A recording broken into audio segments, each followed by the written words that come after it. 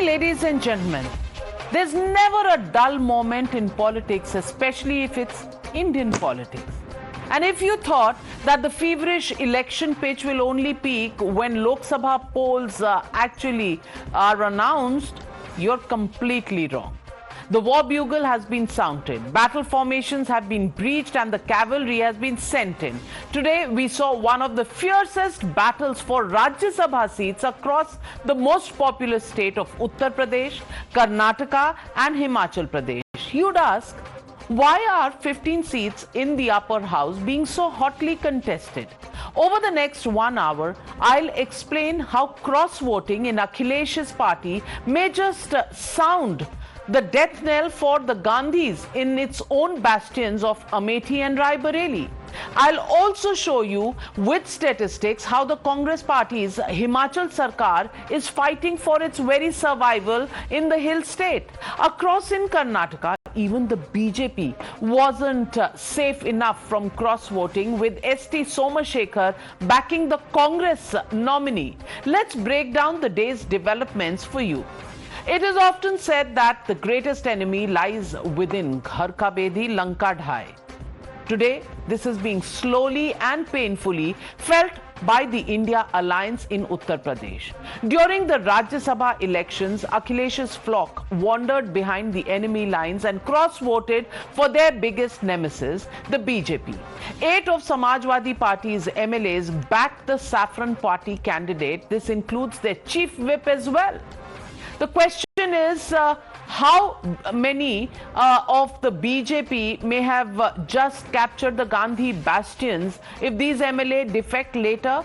Of the 5 MLAs in the Lok Sabha constituencies of Amethi, one Samajwadi Party MLA, Maharaji Prajapati, didn't vote at all. Another Samajwadi Party MLA, Rakesh Pratap Singh from Gauriganj, cross-voted for the BJP. Meanwhile, in the Raebareli constituency seat, Manoj Pandey, the Unchahar MLA, has also cross-voted. Now, this is the state in Uttar Pradesh of the Gandhi bastions. Of course, not Gandhi anymore, because 2019, Amethi was wrested from the Gandhis by Smriti Irani.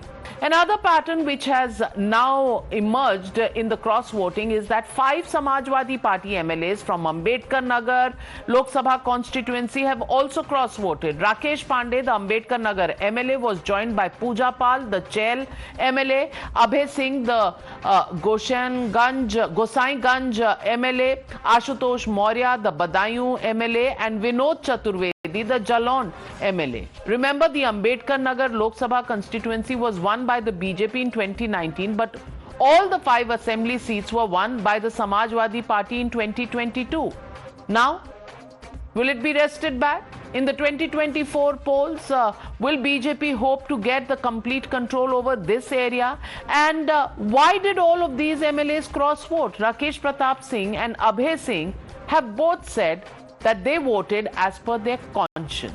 They even posted pictures of Ram Lala on their social media before voting on for the Rajya Sabha seats. Meanwhile, Manoj Kumar Pandey said that he did what was best for the people who had voted him in. Listen in to some of these voices coming from Uttar Pradesh, where Akhilesh Yadav early in the day conceded that some of his MLAs had gone the other way. Listen.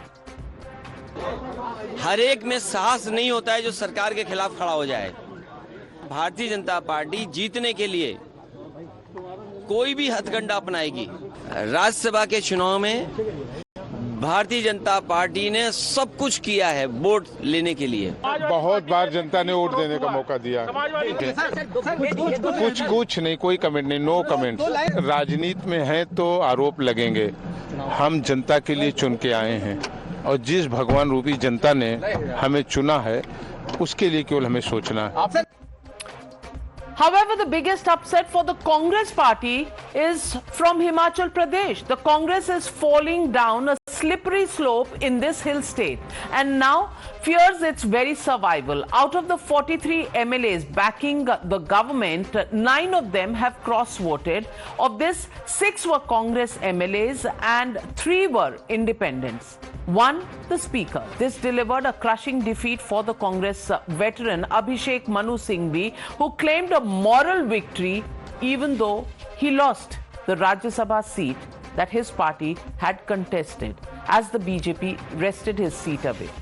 But here's why this isn't just restricted to one Rajya Sabha seat. Currently, the Congress, with the support of 3 independents, had the support of 43 MLAs, while the majority mark was that of 35. Now, if you remove the 9 cross voters, this brings down the Congress's numbers to 34 and the BJP to 34 as well. Even Stevens, nothing to choose from. Nobody has a majority, and after that there was a draw of lots, and in the draw of lots, luck favored the BJP and Abhishek Manu Singhvi lost out. Something that the Congress will fear now, that the BJP may be planning to do in this session, which is the budget session in the Himachal Assembly at this moment. Already murmurs coming in, and sources telling Times Now that 3 to 4 more Congress MLAs are said to be unhappy with the CM. And if they rebel, then what happens to the budget session? A money bill on the table, a cut motion can make the Congress party lose its government. For some time, all of these 9 MLAs were transported to the Panchkula PWD rest house of the Haryana Sarkar.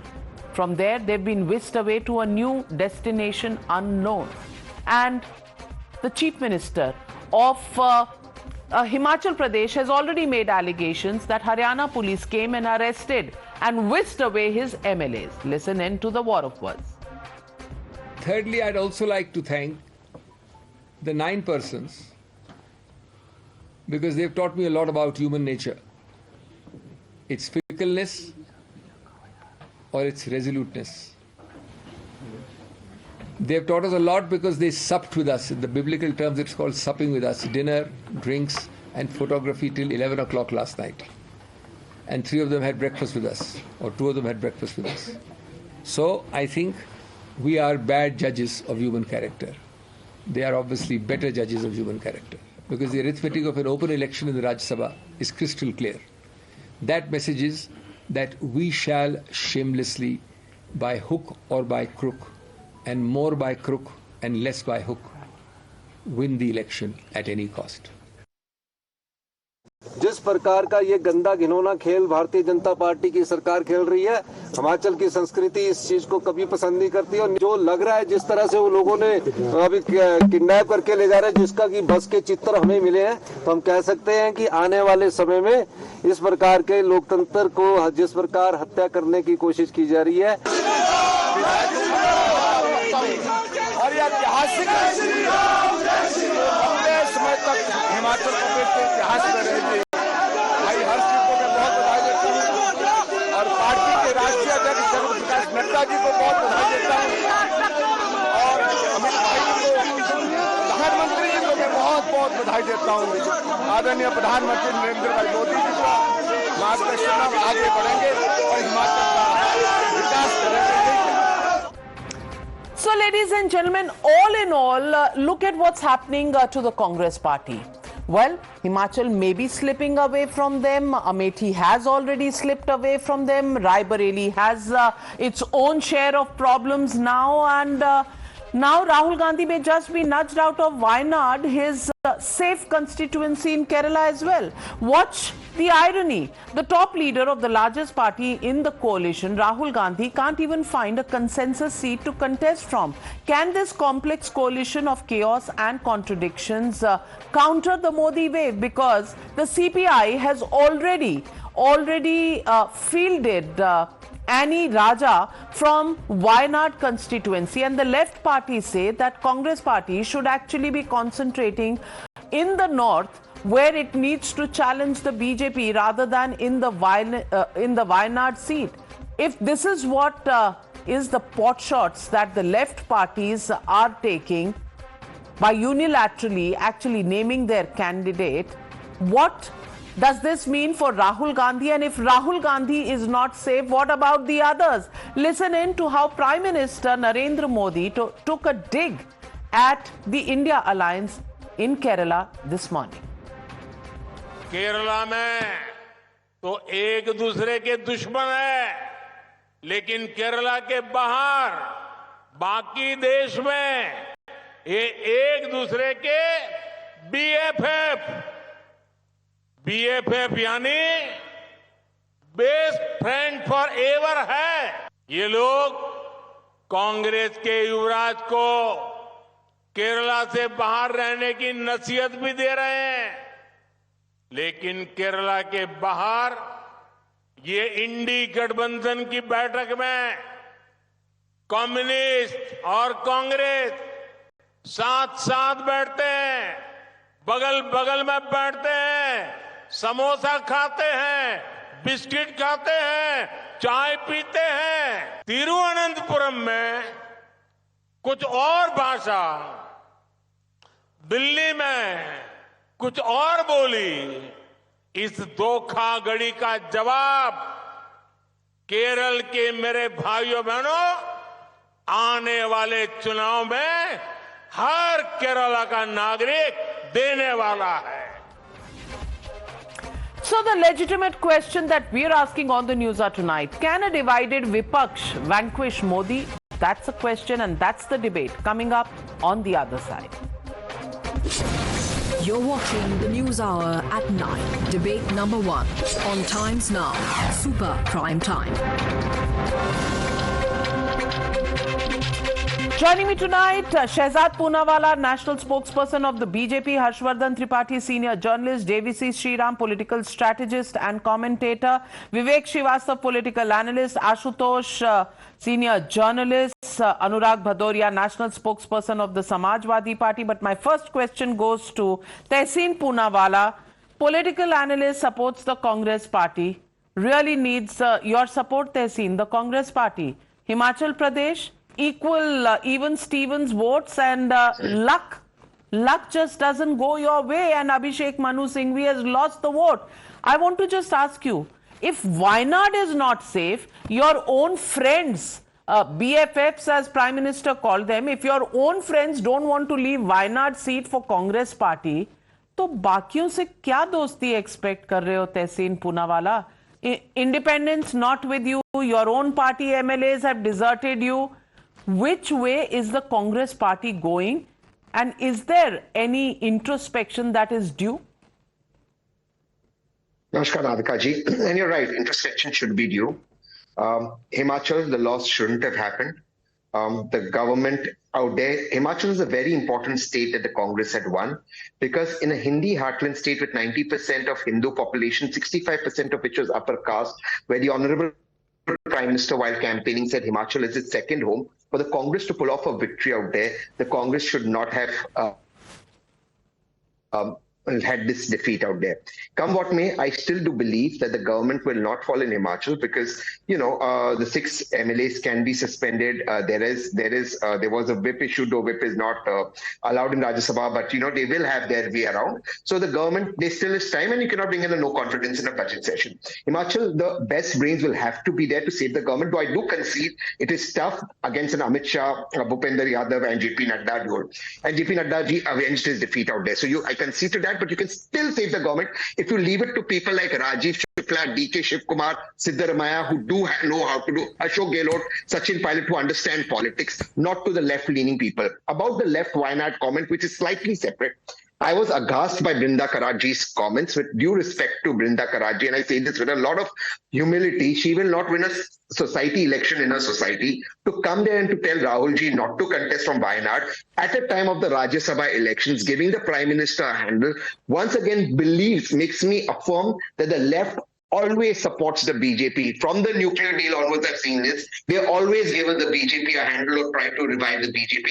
It is unacceptable statement by Brinda Karar, because in politics, sometimes perception matters, and the Prime Minister, being the politician he jumped onto it. He's right doing what he did. But Brinda Karar should not have made that statement. Where is the Congress Party jumping onto anything? they have left their seat allocation, seat sharing discussions till so late that people have got restless. I mean, Samajwadi Party almost walked out of the seat sharing conversations, but now you're talking about Brinda Karat. The writing is on the wall, and that's the question, Shehzad Poonawalla, I want to ask you. If Rahul Gandhi, the tallest leader of the largest party within the opposition, if he is not being respected and his seat is not being kept safe for him, and a candidate unilaterally being announced, backed by the CPM, candidate of the CPI, what does that tell us about the alliance, and what does it tell us about the Rajya Sabha elections where the Congress has snatched defeat from the jaws of victory? Harshvardhan जी के शब्दों में सभी को राम राम। और देखिए, राम जी ने आज कमाल कर दिया आशीर्वाद देकर भी। हिमाचल से लेकर केरल तक इनको तो अपनों ने ही धोखा दिया, और सही कारण के लिए धोखा दिया। आप नोट कीजिए कि ये आज इलेक्शन तो था, पर ये इंडिकेशन और नो कॉन्फिडेंस मोशन ज्यादा था। एक उत्तर प्रदेश में जो राज्य के स्तर के नामदार है उनके खिलाफ, जहां पर उनके विधायक 9 विधायक, 8 विधायक, और कौन से विधायक, पूजा पाल, वो पूजा पाल जो विधवा है राजू पाल जी की, जिसने कहा अतीक अहमद को मत बचाइए, वो मौर्य जी जो पीडीए में आते हैं, वो प्रजापति जो पीडीए में आते हैं, वो लोग जो पीडीए का हिस्सा है, उन्होंने एक प्रकार से दे दिया संदेश। और मनोज पांडे ने भी संदेश दिया कि स्वामी प्रसाद मौर्य की जो सनातन विरोधी टिप्पणी थी उस पर लगातार वो बोलते थे, तो कोई कार्रवाई नहीं हुई। अब आते हिमाचल में तहसीन बोल रहे कि best brain should have been deployed. बात तो सही है, प्रियंका के कैंप में से यही आवाज निकलेगी, क्योंकि देखिए प्रियंका के कैंप का निकटता जो था वीरभद्र सिंह के परिवार से था, और सुक्खू जी को किसने बनाया।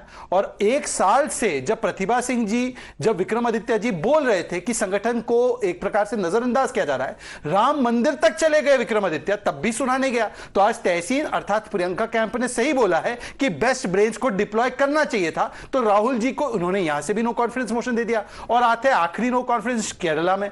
देखिए भाई, अब ये BFF नहीं है, मैं तो कहूंगा FBW है, FWB, फ्रेंड्स विद बेनिफिट्स। तहसीन ज्यादा जानते होंगे फ्रेंड्स विद बेनिफिट्स क्या होता है। ये फ्रेंड्स विद बेनिफिट्स जो होता है ना, ये मतलब एक ऐसा रिलेशनशिप होता है कि जब अच्छा लगे तब इस्तेमाल करना, और वरना ठेंगा दिखाना। तो ये फ्रेंड्स विद बेनिफिट तो बंगाल से भी चल रहा है, पंजाब में भी चल रहा है। पंजाब में वहां पर बोलते एक थी कांग्रेस, दिल्ली में बोलते कांग्रेस के लिए दरी बिछाओ, फिर महाराष्ट्र में भी संजय बनाम संजय चल रहा है, और केरल में भी फ्रेंड्स विद बेनिफिट्स चल रहा है। इसीलिए आज तहसीन पूनावाला मानिए इस बात को कि यूपी के 2 लड़के 3 विधायक नहीं ला पाए, और हिमाचल में आपकी बहन ने जैसे ही समय सही समझा आउटसाइडर को, आनंद शर्मा जी, और उन्होंने ठिकाने लगा दिया। अभी अपने परिवार के मामलों को सुलझाए, हमें मत बोलिए। पर तो इनका नेक्स्ट क्लेम होगा, देखिए BJP is using money power, BJP manipulate कर रही है। तो मैं केवल इतना पूछूंगा कि कर्नाटका में एक विधायक ने हमारे उनको वोट दिया है, उनको कितना मनी पावर दिखाकर खरीद लिया था,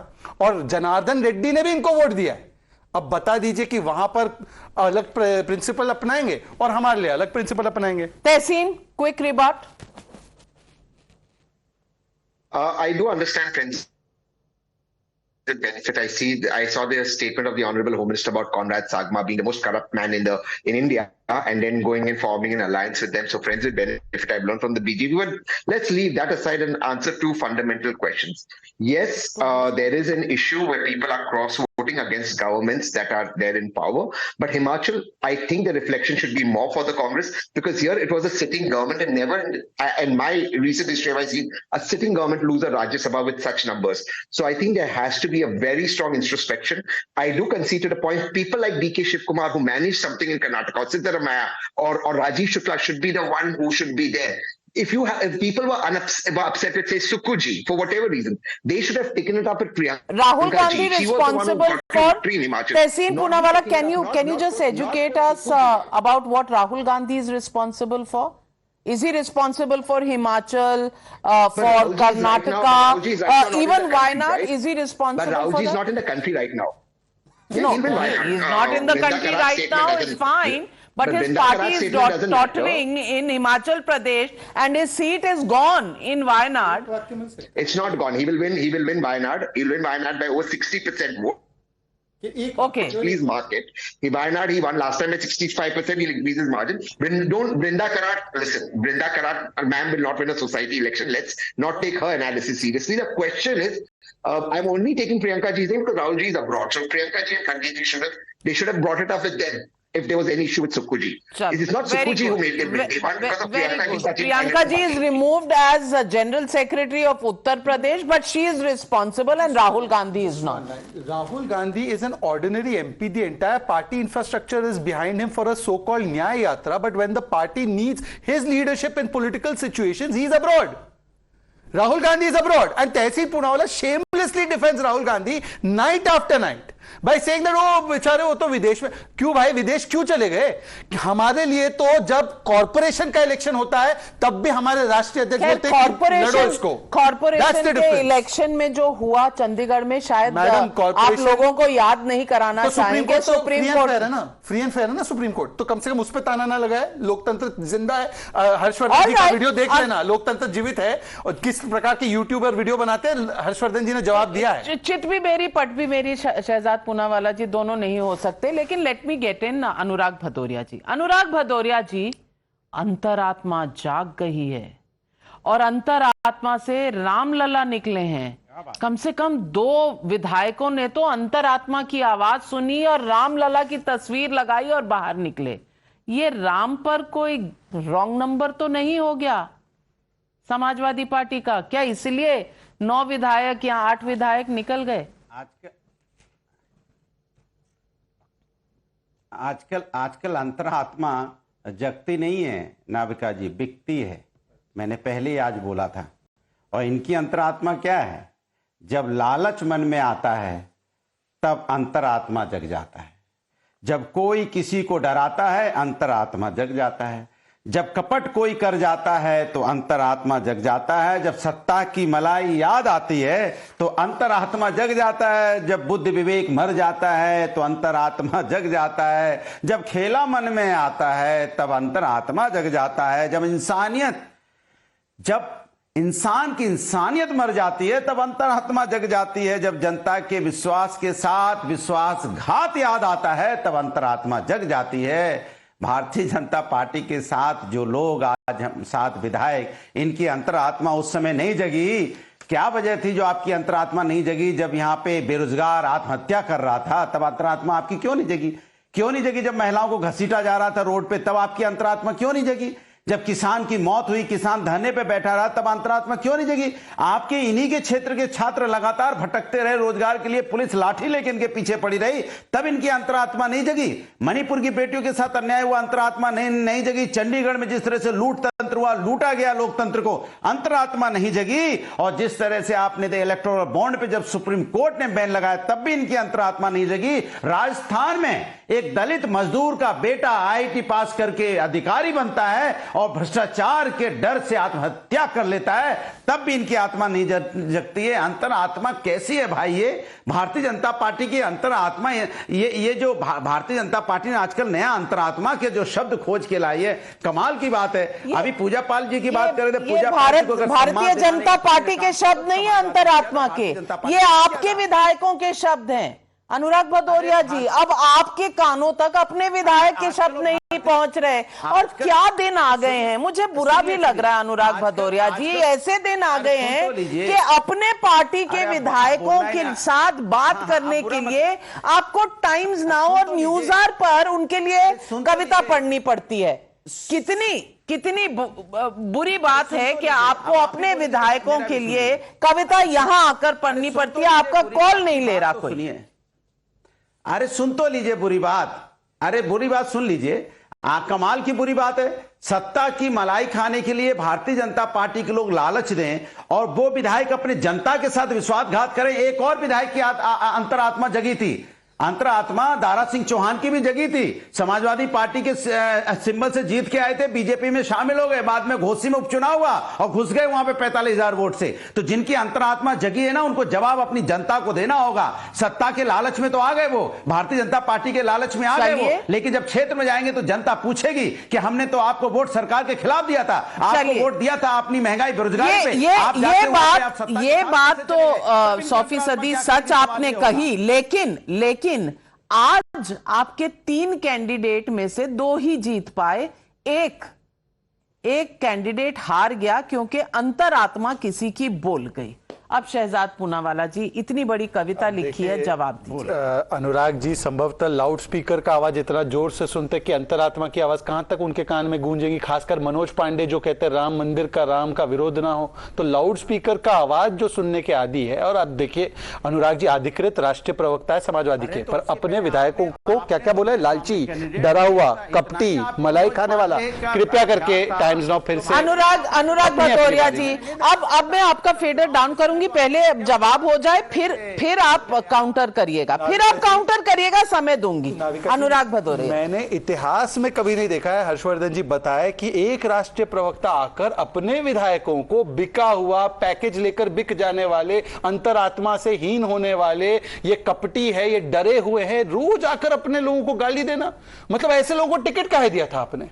अनुराग जी पहले तो यह बताइए कि अगर ये कपटी थे, ये बिकने के लिए तैयार थे, पैकेज आने पर बिक जाते, तो बताइए कि इनको टिकट काहे दिया था। और प्रजापति जी बिकी हुई हैं, मौर्य जी बिके हुए हैं, और बताइए कि पूजा पाल के बारे में आप ये कह रहे हैं कि उन्होंने पैसों के लिए अंतरात्मा की आवाज को नहीं सुना और बिक गए।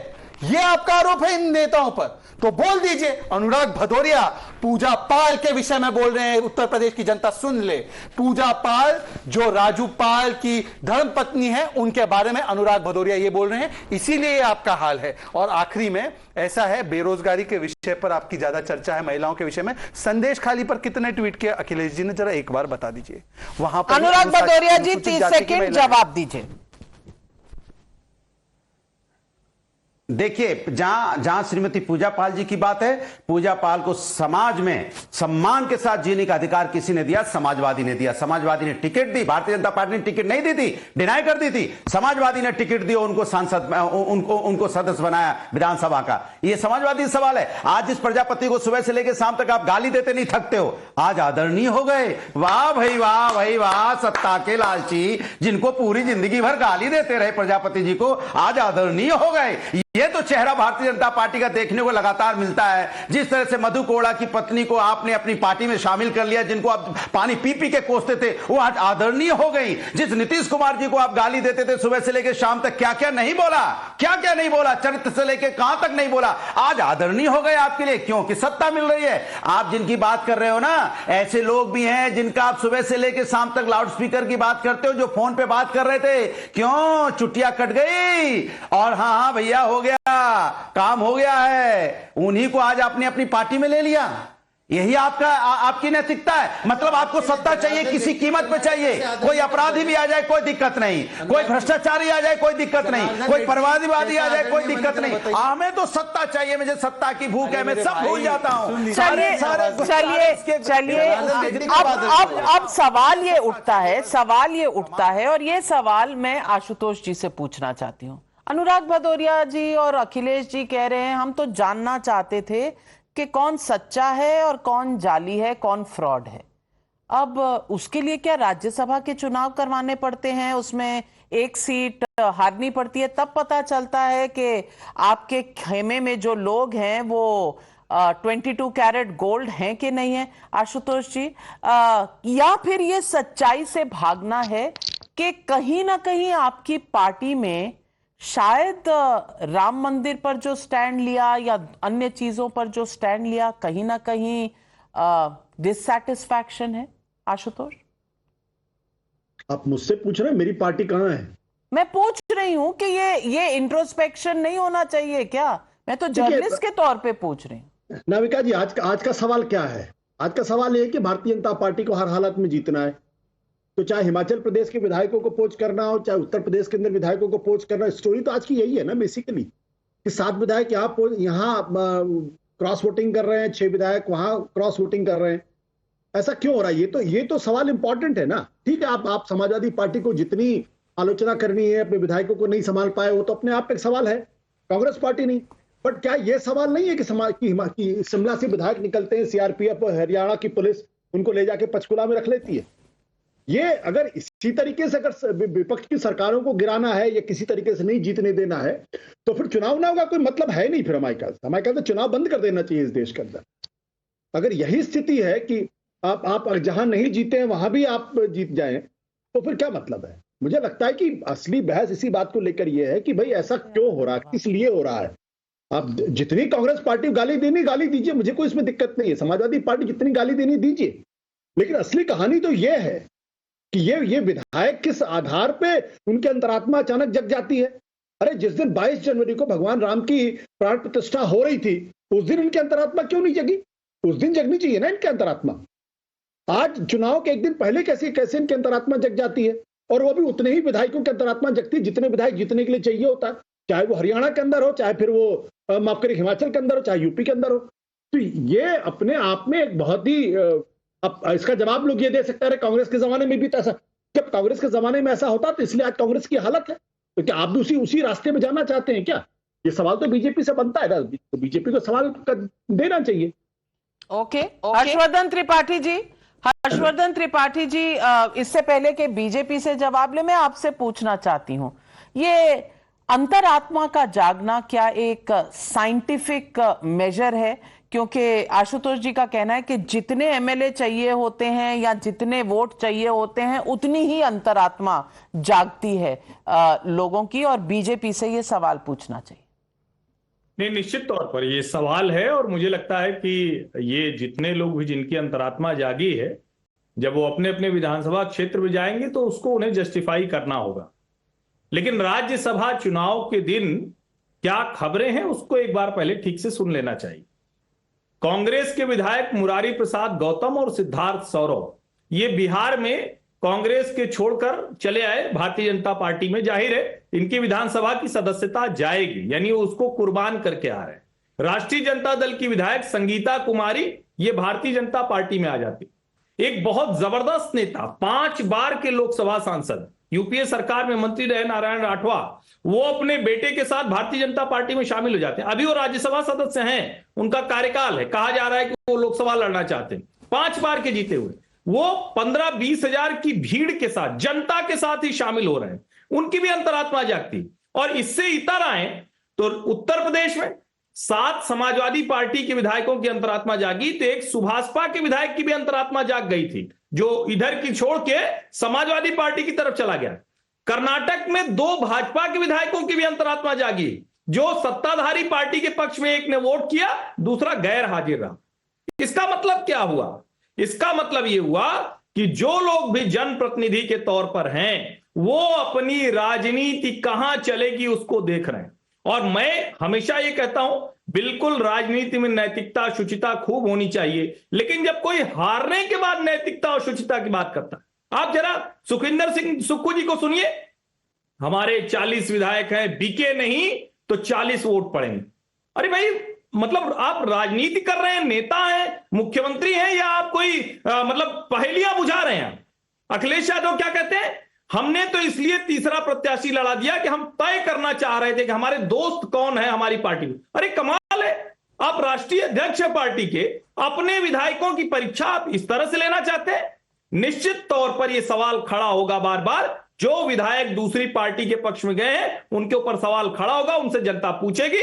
लेकिन राज्यसभा और विधान परिषद के चुनाव में यह पहली बार नहीं कि क्रॉस वोटिंग हुई है। जहां जो ताकतवर रहता है अक्सर उसके पक्ष में लोग जाते हैं, यह हमेशा सवाल खड़ा होगा। मूल सवाल तो यह है, क्या जो लोकसभा और विधानसभा छोड़कर आ रहे हैं या जो रहते हुए आ रहे हैं, क्या उनको अपनी राजनीति इधर सिर्फ चलती दिख रही है? क्या विपक्ष की पार्टियों के साथ अब राजनीति करना उनको लग रहा है कि खत्म हो जाएगी, मृत प्राय हो जाएगी? सबसे बड़ा सवाल यह है जिसका जवाब देने से मुंह चुरा रहे विपक्ष के नेता बच रहे हैं।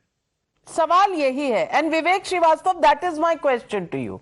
The question is about Himachal Pradesh. The question is about Uttar Pradesh. The question is also about Karnataka.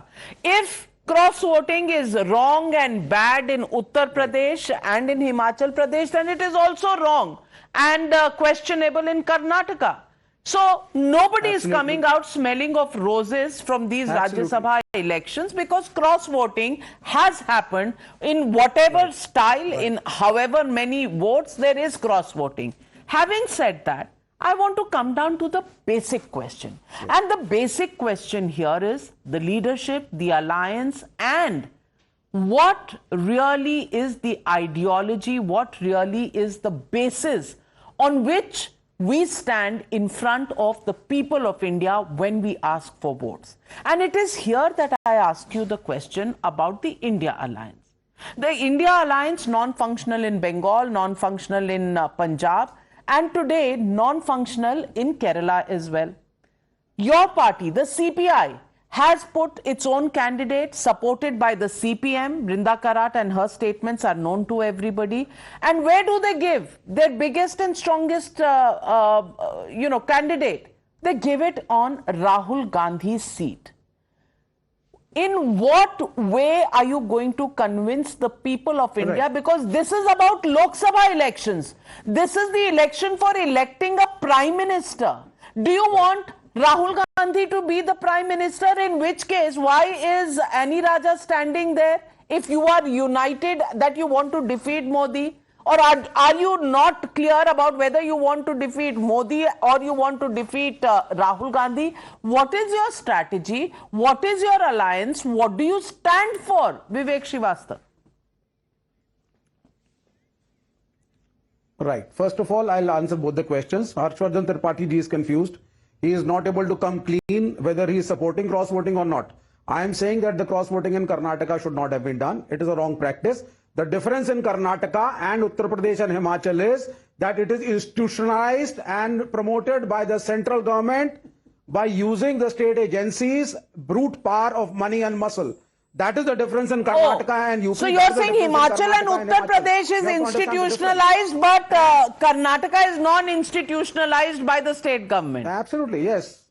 ये क्या बात बनी? There is the direct involvement of the central agencies and the central government. Please prove it. Number two. No, please prove it. I'll come to find out. No, please prove it. The central agencies could also have impacted in Karnataka.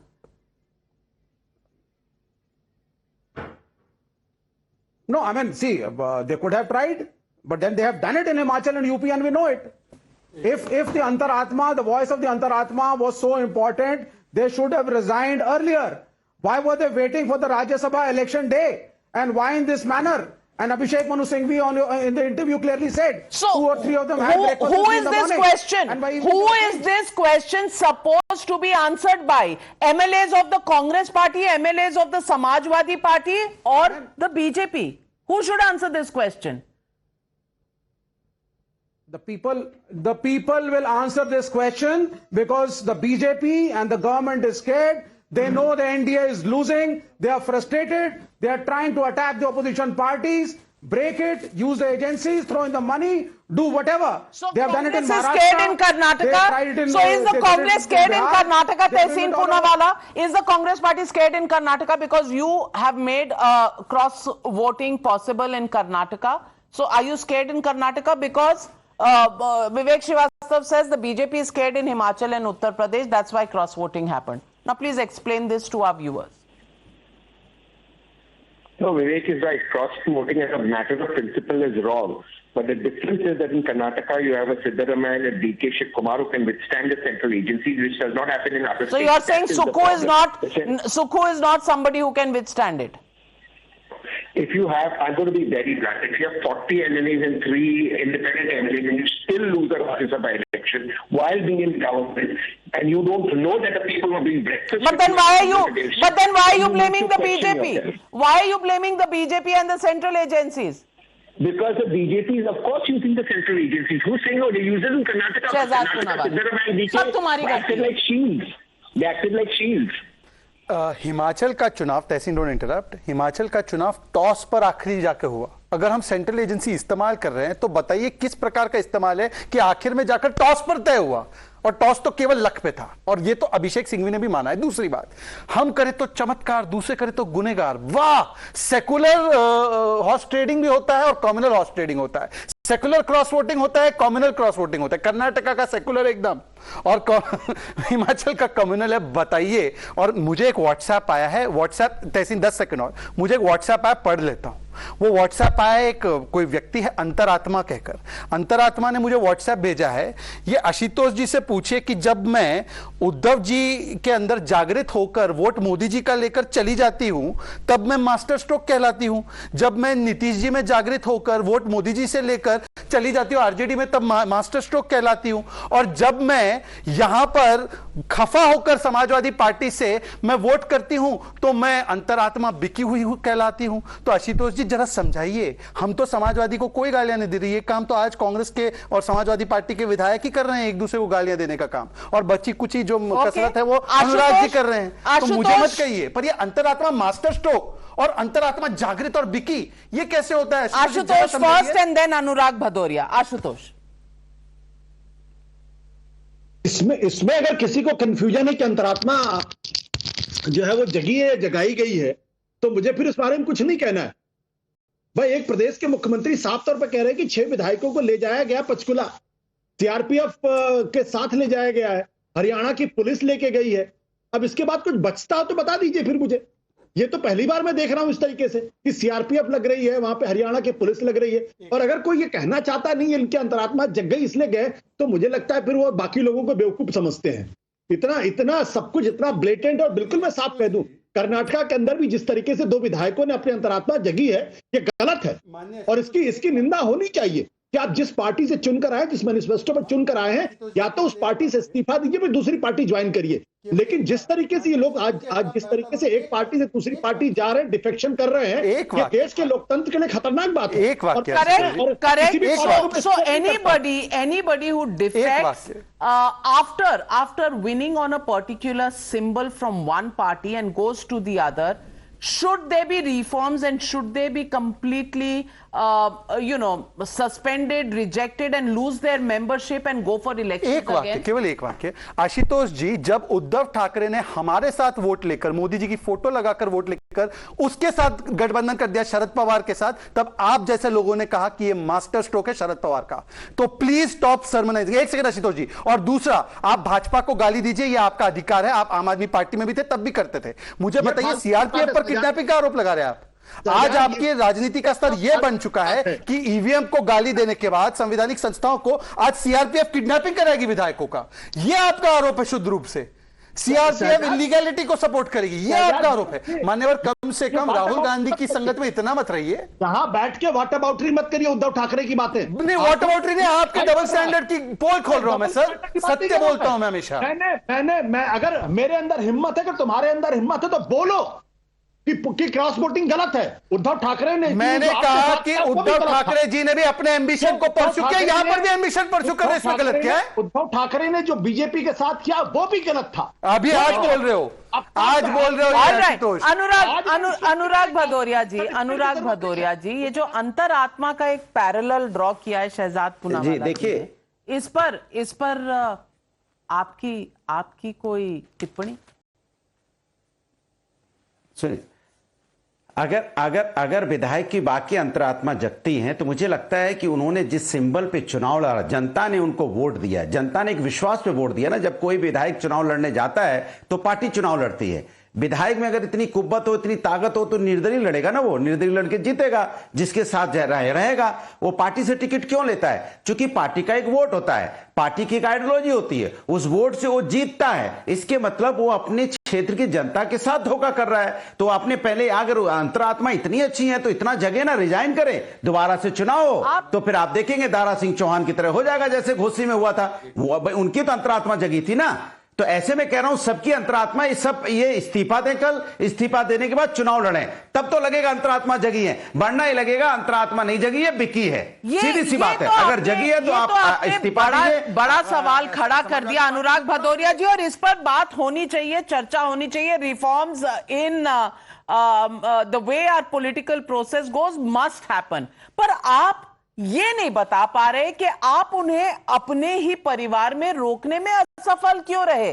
क्योंकि आज तो हार जीत का फैसला हुआ है ना, तो अपनी हार पर आप क्या कहना चाहेंगे? मैंने आपसे बताया, तो देखिए, मैं आपसे साफ कह रहा हूं, भारतीय जनता पार्टी सत्ता का दुरुपयोग कर रही है।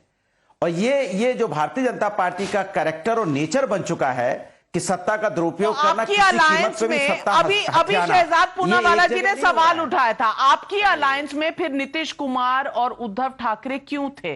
ये सवाल आपको इंडिया अलायंस में आपने उठाया।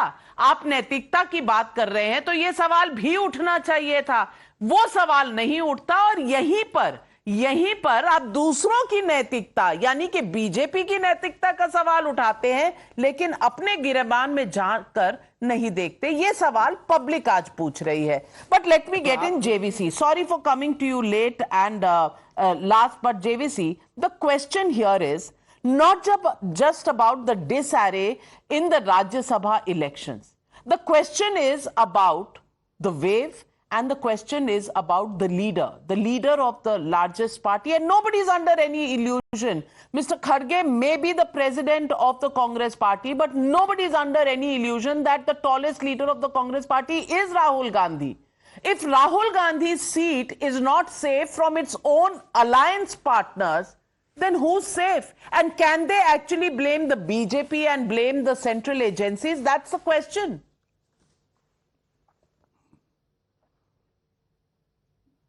Good evening, Navika. Thank you very much. So I would like to just have a connection between what happened in Himachal Pradesh today and the Wayanad issue. If you remember, the Muslim League's organ, the news organ, they came out and said a few months back that if Congress party participates in Ram Mandir inauguration, Prana Pratishta, then we might have to think of supporting communist parties. So they boycotted, Congress party boycotted Ram Mandir Pran Pratishta to save Rahul Gandhi's seat in Wayanad. But today, Wayanad is also in trouble because in Wayanad, in all the assembly segments of Wayanad, Congress party had lost in 2021 assembly elections. Now Communist parties is threatening and Rahul Gandhi is not safe. Now Himachal Pradesh unit of Congress party wanted to attend the Pran Pratishta ceremony. And some of them had even visited, including Vikramaditya Singh, if I'm right. Now they were biding for their moment to show their anger. Tishin Poonawalla was right. 90% Hindu population, 65% upper caste population. Ram Mandir sentiment was running high. And those legislators, with what face can they go and face the people? Because they know pretty well that this party, Congress party, had boycotted this 500-year dream of Prana Pratishta at Ayodhya. Same is the case with Samajwadi Party MLAs too. So, instead of blaming ED, CBI and other agencies, Congress and Samajwadi Party must introspect. Now, those of them who are talking about andar kya hai? Inner voice. Where is your inner voice for what is happening in West Bengal? Where is that? Yes, these guys who made a big issue about Manipur, please I don't hear respond. anything. Not one tweet, not one statement. I mean, many statements against Aishwarya Rai Bachchan, but nothing supporting women of Sandesh Khali. Why? Actually, Navika ji, the Times Now group covered the Congress party in West Bengal protesting against Sandesh Khali and what happened. So Rahul Gandhi is not, very clear. He's going to only speak about Aishwarya Rai, not about Sandesh Khali women. The president out there, Adhir Ranjan Chaudhary, was detained. He was fighting for the Sandesh Khali women. But not Rahul Gandhi. That action be taken against Shahjahan Sheikh. The issue is not, we'll discuss women when we discuss and we'll expose the BJP on that. That is not the issue right now. The issue is that I completely want to make one point. The agencies are being misused and it's being called as Chanakya Niti or masterstroke is an attack on our democracy. Now, sure, something wrong happened in Karnataka, but BJP is institutionalizing it and it's being normalized by being called Chanakya Niti. It is wrong and threatening for democracy. Harshvardhan Tripathi ji, पाठ उपदेश BJP के लिए लेकिन विपक्षी दलों के लिए कुछ नहीं। हाथरस में बेटी के साथ कुछ गलत होगा तो राहुल गांधी जाएंगे, लेकिन बंगाल में होगा तो नहीं बोलेंगे। ये इंस्टीट्यूशनलाइज्ड हिपोक्रेसी है जिसकी बात शायद विपक्षी दल नहीं करते। देखिए नवका जी, टाइम्स नाउ इसकी बात कर रहा है, टीवी चैनल्स बात कर रहे हैं, पत्रकार बात कर रहे हैं, तो फिर तो ये गवर्नमेंट प्रोपेगेंडा हो गया ना संदेश खाली। आप समझिए, इस देश में बड़ी विचित्र स्थिति है। हमारे जो इंटेलेक्चुअल्स हैं, हमारे जो जर्नलिस्ट हैं, हमारे जो जिनको भी आप कहते हैं पॉलिटिकल कमेंटेटर हैं, वो बंगाल पर चुप्पी साध जाते हैं और दुर्भाग्य तो ये कि भारत के इतिहास में ऐसी शर्मनाक घटना कभी नहीं हुई और उनके मुंह बंद हो जाते हैं। वो बोलते हैं कि ये प्रोपेगेंडा है। वो इसलिए नहीं बोलते क्योंकि ममता बनर्जी की लड़ाई भारतीय जनता पार्टी से कमजोर हो जाएगी। इतने नीचे तक गिर गए और अभी वो 2 मिनट पहले सारे लोग सब कहेंगे कि नैतिकता और शुचिता की बात होनी चाहिए क्योंकि एक विधायक ने तय किया कि हम वोट दूसरी पार्टी को देंगे। रिफॉर्म होना चाहिए। हर विधायक अगर किसी दूसरी पार्टी के प्रत्याशी को वोट कर रहा है, इसमें व्हिप सिस्टम लागू नहीं होता इस चुनाव में। लागू करवा दीजिए, सभी पार्टियों के लिए लागू होगा। लेकिन संदेश खाली पर बोलने में अगर जिसकी जुबान तालू में चिपक जा रही है, इसका मतलब वो मनुष्य नहीं है। उसको इस बर्बर पार्श्विक घटना पर मुंह खोलने के लिए कुछ व्हाट अबाउटरी चाहिए, कुछ और चाहिए बोलने के लिए। तो इससे ज्यादा शर्मसार करने वाला नहीं हो सकता। लेकिन मैं नविका जी ये बात बहुत गंभीरता से कह रहा हूं, जो कम्युनिस्टों के लिए नंदीग्राम साबित हुआ वो ममता बनर्जी के लिए संदेश खाली साबित होने जा रहा है। और वहां की महिलाएं, उनके साहस को सलाम करिए, उनकी प्रशंसा कीजिए। उन्होंने अपना चेहरा ढककर बात करनी शुरू की तो महिला मुख्यमंत्री ने धमकी दी, हम इनके खिलाफ कार्रवाई करेंगे। बोलना चाहिए था इस देश के हर व्यक्ति को। लेकिन आज वहां 100 FIR दर्ज हो चुके हैं। संदेश खाली के शेख शाहजहां अब भी लापता हैं। वहां नैतिकता की बात, वहां अंतरात्मा की बात किसी की जुबान पर नहीं आती, लेकिन जुबान पर आती है तो जब चुनाव हारते हैं तो भाई सेंट्रल एजेंसीज ने क्या कर दिया, ये सवाल उठते हैं। तहसीन पूनावाला जी, जब आप 1 नेशन 1 इलेक्शन की बात करते हैं तो क्या ये जो मैल प्रैक्टिसेस हैं ये भी बंद नहीं होने चाहिए? क्या इलेक्टोरल प्रोसेस में रिफॉर्म्स भी नहीं होने चाहिए कि आप जिस चुनाव चिन्ह से चुन कर आए हैं उसके खिलाफ अगर आप वोट करें तो आपकी मेंबरशिप जानी चाहिए? मैं पूछ सकता हूं एक सवाल? नहीं, मैं आपसे पूछ रही हूँ ये सवाल। देखिए, मैं केवल इतना कहना चाहता हूं कि ये सारी जो चीजें हैं ये अपने समय पर याद नहीं आती। मैं केवल अनुराग जी को बताना चाहता हूं कि जब चरण सिंह जी गुजर गए उसके बाद उनकी पार्टी को तोड़कर माननीय मुलायम सिंह यादव जी ने जनता के साथ जाकर, जनता दल के साथ जाकर पहली बार वो मुख्यमंत्री बने। उस समय पर कितने लोगों का इस्तीफा करवाया अनुराग जी, जरा बताइए? या अनैतिक थे मुलायम सिंह यादव जी, बताइए। 1989 में जब चौधरी चरण सिंह जी की पार्टी को अजीत सिंह को धोखा देकर तोड़ा आपने और फिर जाकर मुख्यमंत्री बन गए उन्हीं विधायकों के साथ, तो क्या था वो, जरा बताइए। लेकिन समय की कमी है, समय की कमी है, ये बात फिर किसी और दिन, क्योंकि today the only question is the hypocrisy over if the BJP wins then it is institutionalized malpractice in elections. If any other party does it, if the members of the India Alliance do it, then, well, it is the sign of a live and kicking conscience that speaks at the right time. Well, what do people of India think about this hypocrisy? Well, the judgment and the ball is in your court, ladies and gentlemen. Thank you very much to all my panelists for joining me on debate number 1. On the other side,